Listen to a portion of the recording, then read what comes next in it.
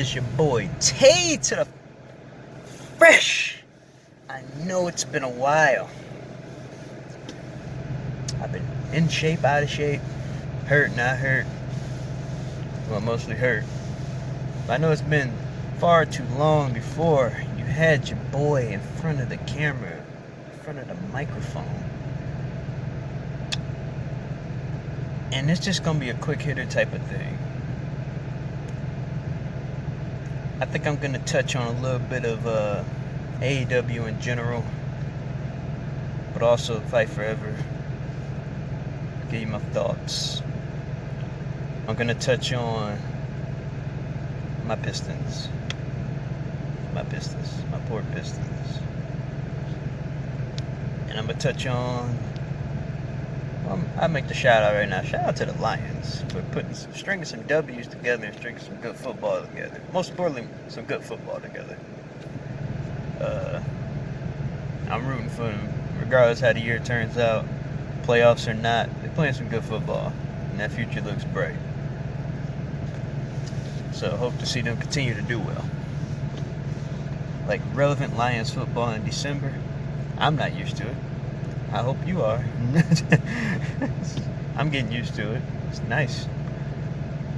But the Pistons, as of I think yesterday, we got some news about Mr. K. Cunningham that he's gonna be out for the season. Shout out to him and his crew. Shout out to the Pistons. Shout out to K.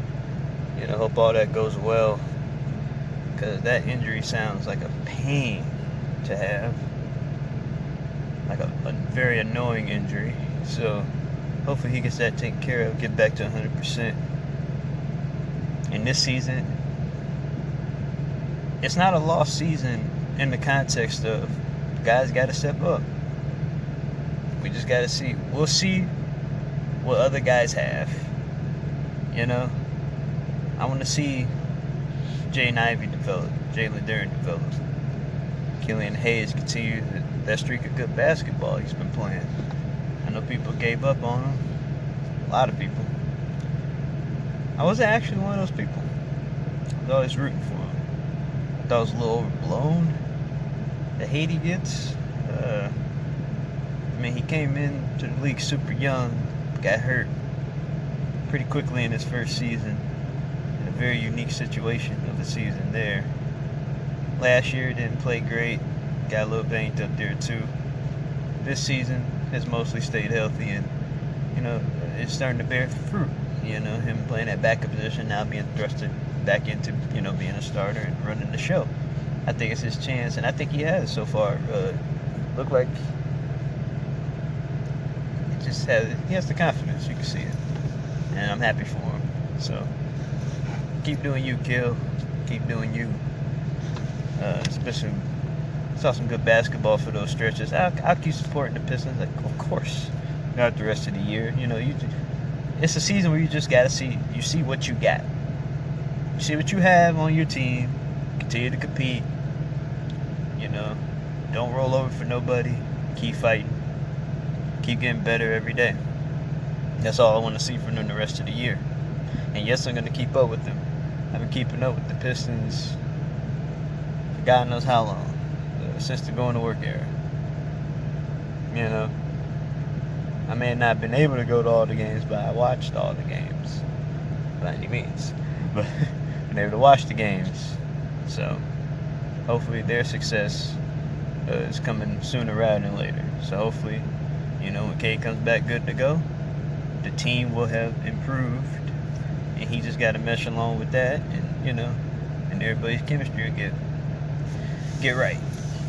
So they just need time together. So that's the part that's bad. Obviously, you can't play with them right now on the floor, but I think we'll be fine. I think the Pistons are fine. We're not trying to compete this season anyway. We just got business to take care of on the Cade end. And since Killian has finally bear some fruit, looks like that boy Troy don't miss when it comes to his picks. So hopefully that continues. But I think we got a nice young core there, and they'll keep doing good things. Pistons are in good hands. I'm not worried about them. Go Lions, by the way. And now to AEW. I think I'm going to talk. This is the day before winter is coming. So, first, I think I'm going to touch on winter is coming. The card. It's a nice card. I'm just going to focus on Ricky Starks and MJF for the world title. I hope they give that match enough time and hype built before said match. I hope and pray to God that the match doesn't start at like 9:45 and they got a kind of rushy 17-minute match where the bell don't ring. They only really got 14 minutes to do something and really kind of tell a story. I hope they give that match enough time to really tell you something. Like the Kenny Omega John Moxley world title match at the first winter is coming to 2020. I wanted to get that much time because that match got about a half hour. That's what Starks and MJF need. Not necessarily because of MJF, but because of Ricky Starks. If you're trying to make a star out of this guy and push him higher and higher up, you got to take this title match serious or nobody else will. I want to see, I want to see this defense of the title really be treated with the utmost importance because you're trying to take a young star who's at the top, help elevate another guy that's young trying to get to the top, who's on his way. But you got to take this serious as AEW, like that. Yeah, Ricky's our guy. We got to give this time. We got to give this match some time. I was hoping they got in the ring together and did a promo before the match, which they did do, and it knocked it out the park. They did. It's a great promo. MJF, nice little start up. Ricky, a great response. So now they got to follow through with the match. The match has got to deliver. We know what the result is going to be for the most part.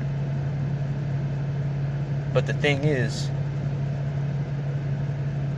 it's in your hands to create that perception that Ricky Starks has arrived in terms of the main event scene. I don't want to see him not on Dynamite next week. I don't want to see, let me rephrase, I don't want to see him disappear from Dynamite next week. I don't want to see him come back in 2, 3, 4 weeks like nothing happened in this title match. You got to keep him as a presence on screen. I'm not saying oversaturate him WWE style. That is not what I'm telling you. I'm telling you next week, he's got to be on the microphone. He's got to be. Set up his next match on that microphone next week. Not in a backstage promo, in the ring. He needs to be out there next week.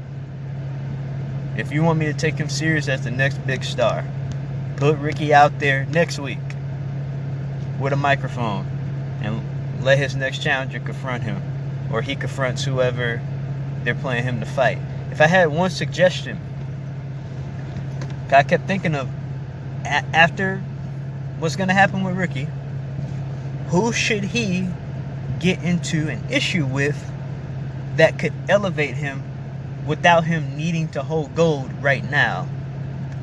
I think that person is Chris Jericho. It's a match we have not seen. It's a vet legend, Chris Jericho. He's in a spot. He just dropped the ROH title. He's in a spot now where he can elevate a Ricky Starks. You're going to get great promos. You're going to get solid matches. I don't want it to go on for 8-10 months. But something you can build right now and build to that match. Maybe you do it at the LA show in January and build to it. That'd be a big match. Ricky Starks against Chris Jericho, I would love to see it. I think Jericho's the perfect guy to face Ricky Starks next. We have not seen that match. We have not seen the promos. We have not seen anything of those two encountering each other. I think that'd be perfect. You know, they've done commentary together on Rampage, so it's a little bit of history there. They've seen each other, but we haven't seen them at each other's throats. So I think Jericho's the right guy. Like I said, I don't want to see an 8-10 month feud with these two. I just think that's the next guy Ricky should face. And yes, Ricky should win. And that would give him something. Yeah. I would like to see that. But yeah, the title match needs time and winter is coming. I need the bell to ring around 9:40, 9:42. So they need time to tell that story. I know we're not going to get a 60-minute match or something with that, but we need a match. We need length of a match worthy of that. Moving off of AEW's TV and onto their video games. That trailer for Fight Forever, that new trailer came out. A 2-minute trailer came out maybe about a month ago now. I think it was about a month. They showed new stuff.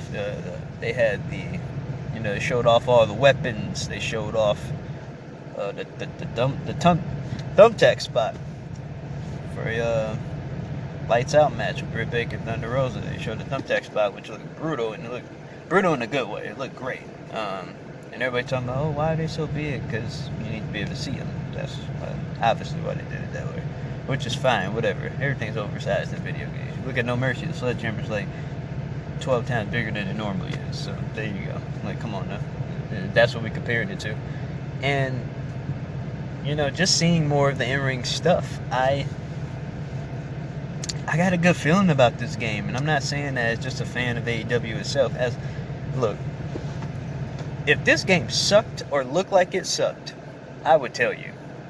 I would tell you up and down that it does. Because I fight tooth and nail and tell you that a lot of these 2K games have been terrible. They've looked terrible. When I played demos, they felt terrible. All aesthetic, no substance. That feels like that's what 2K is with that. Or at least with their wrestling games. I don't know. Simulation, I say boring. I say no substance. What I do like about Fight Forever, I like the amount of weapons. Things I do hope to see that we don't know confirmation of yet. Hopefully we do. Hopefully we get like a creation suite trailer or a customization trailer or something. I hope we get the 4 tires like in No Mercy, where everybody has like 4 tires and you can just mess with all of them. Because the models do look in such a way that they could be manipulated, so you can change things. I don't know if you can go as far as changing people's facial hair or or eyes or whatever. But you might be able to change gear, change the clothes. That'd be a cool little effect there. And like I said in other videos, I like the tempo and the speed of the game, how the moves are hit. Like I said, I like to see a little bit more, if not camera effect, ring effect when the moves are hit. I think you can add a little more shake to it, a little more impact, a little bit more to shake the ring a bit more. I'm just used to like Day of Reckoning when a big move was hit, that ring shook. Maybe almost too much, but I like what they did with that. It was they don't have to go that far, but I like to see a little more than what I've seen in like the Adam Cole Kenny Omega match gameplay trailer thing. Stuff like that. I like to see a little more effect there. But like the 4 tires, I like to see that. We don't have confirmation of whether or not, we know championships are in the game, but I hope to God you could defend them in exhibition. That's tough. Because if that's not there, why the belts are even in the game? I have no clue. I would guess, things like the All-Atlantic title and the Trios belts. I mean, it's probably going to be a 4-player game because they haven't mentioned anything else. Up to 4 players at one time on screen, which is fine. I ain't got no problem with that at the moment. You know, I want them to get the gameplay right first, then before you get cute and add other things that, you know, perfect what you got. Then we can go on with that. But I could see the steel cage match being DLC if it's not in there. Like, yeah, it's a bummer that it's not in there from day one, but if they're working on the gameplay, I ain't got an issue with that. That's whatever to me. When they do some DLC, I'm sure there'll be a cage match in it. And it'll be worth it. They're going to keep working on this game for a while anyway, so I'm not worried. But defending championships in exhibition, that's a big thing. Hopefully that's there. Hopefully you can take a fight from the arena to the backstage area. That would be a big thing. I'd like to see that. I think the blood is great. It reminds me of WWF Attitude, actually, where people could bleed like on their back, their shoulders, their face, back of the head. Like, they could bleed anywhere. So I was introduced to a wrestling game like that as a kid. So I was like, you know, that screenshot with Jericho busted open all over, like in the front. Like, I was like, that reminded me of like Attitude. Like, when last time you see somebody bleed all over the place, like just the arms or shoulders or whatever. That was pretty cool. But like I said, I like what I see from the gameplay so far. It looks hard hitting like AEW is. The graphics, to me, they're fine. They're not masterpieces, nor did they intend them to be. Do they look like the characters that you're playing as? Yes. I don't know why it's got to be any deeper than that. I don't know, everybody wants these 4K graphics and crappy ass gameplay. We get that enough with the 2K games and the later SmackDown games. By later, I mean 2011. I'm glad there's another wrestling game that's going to be on the market, and there's a lot of ruckus about whether or not they're going to release the game before 2K23 drops. I think it would be a good idea for AEW to release the game before 2K comes out, so they can get those people who just got the fix for a wrestling game. So they'll be more intent on trying the game. I don't think their sales are going to be too affected if it comes out before or after 2K necessarily. I think there's people that's going to be stuck in their ways either way. Whether you hate AEW, love WWE, hate WWE, or if you love both, you might buy both. I think a lot of people are going to buy both and just compare. I bet a lot of channels are going to do that. I'm not, because I'm over the 2K games, but I'm definitely going to play a Fight Forever, because I know what 2K is going to give you. They haven't really changed anything over God knows how long. All they do is add more and more wrestlers, but they don't do nothing with the gameplay to make it not even cohesive, but interesting. Like, it's just, I don't know. Maybe it's just me. But like I said, I've given them enough tries over the last decade for me to know. Played 2 of them. Didn't care for either of them. So the games look great. They just don't play very well. Which is why to this day I go back to Dead Reckoning 2, SVR 06, 07. I go back to any of those games. That's about all I got. Just giving you an update on me and everything that's happening. I did play God of War Ragnarok. It's excellent, excellent game. I poured a lot of hours into that. It's definitely in the 50s. Poured a lot of hours into God of War Ragnarok. Thought the story was very compelling. I'm not done with the experience, but I beat the game, if that makes any sense. I'm not trying to spoil anything, so what I will say is that I had a great time playing it. Maybe I'll do an actual more in-depth review about God of War Ragnarok. I like what they did with the story, and I'm glad they didn't do what everybody thought they might do. I'll put it that way. I thought it was an excellent game. I thought it built great off of the 2018 game. And I got my money's worth with that one. Thoroughly enjoyed it. But that's all I wanted to hit you with. This is 20 minutes with your boy TF. We back. Might do some gaming, might do some streaming here, maybe, very possibly, but you know, we're getting back on the horse, right? So it's been good to see whoever sees this. I know it's a long ass video, and yes, it's gonna be one video. I thought of just doing separate ones, but my train of thought is just going here, here, here, so I just wanted to do it that way, just to get things off my chest. I'm feeling better. It's very cold out, and it hasn't even snowed yet. That's a good sign. But yeah, it's gonna be good. I just hope things. I just hope everybody has a great holiday season, and in your 2022 on a good note. It's been a long year, but at the same time it hasn't, if that makes any sense. I feel like it was just January. So yeah, it's been a ride. I got a lot of shots up earlier in hooping, so that's why I'm a little spent, a little fatigued, a little bit. My knees are gone, but it's been a good time to get back, catch up with you.